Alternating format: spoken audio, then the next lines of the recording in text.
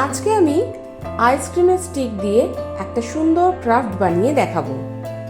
প্রথমেই বলে রাখি, আমার এই ক্রাফটটা বানাতে মোটামুটি 20টা মতো আইসক্রিমের স্টিক লেগেছে।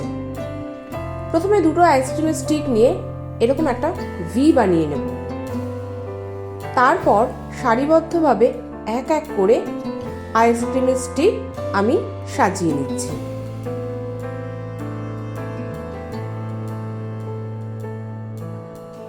আমি মোটামুটি 9টা আইসক্রিমের স্টিক ইউজ করেছি। তোমরা এখানে চাইলে 10টা 8টা যেমন খুশি ইউজ করতে পারো।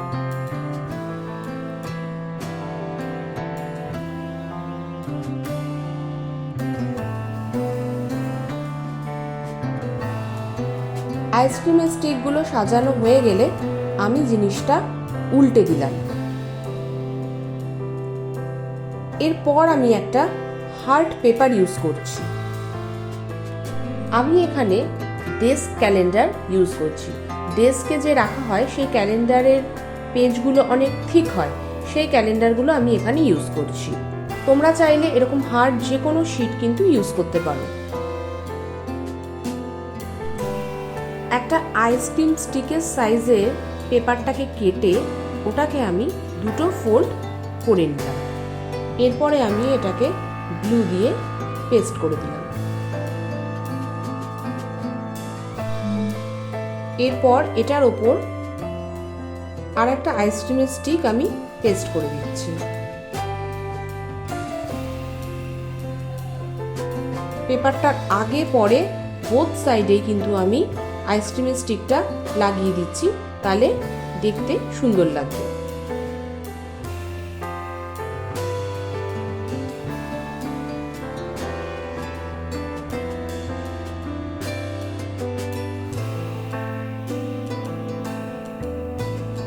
এরপরে চলে আসছি কালারে। আমি এখানে ডার্ক পিঙ্ক কালারটা ইউজ করছি।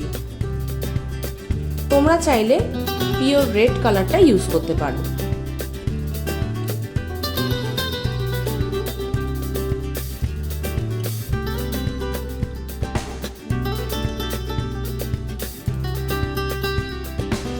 আমি কিন্তু এখানে অ্যাক্রিলিক কালার ইউজ করছি।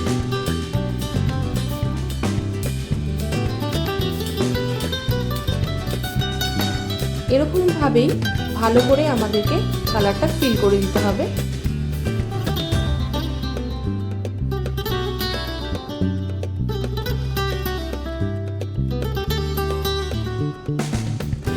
এরপর আমি অ্যাকোয়া ব্লু কালারটা ইউজ করছি।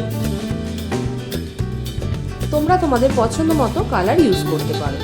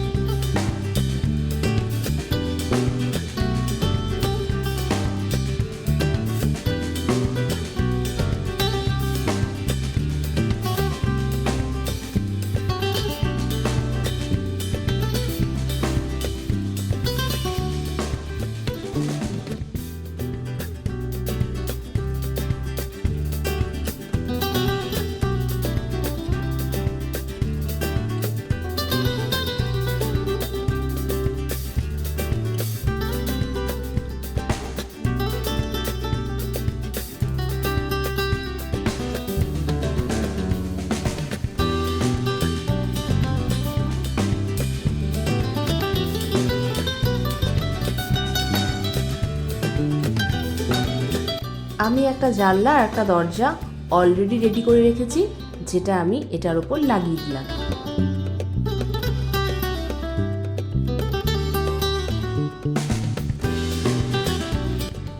এরপর একটু ছোট একটু বড় সাইজের আইসক্রিমের স্টিকগুলোকে কেটে সামনে আমি লাগিয়ে দিলাম।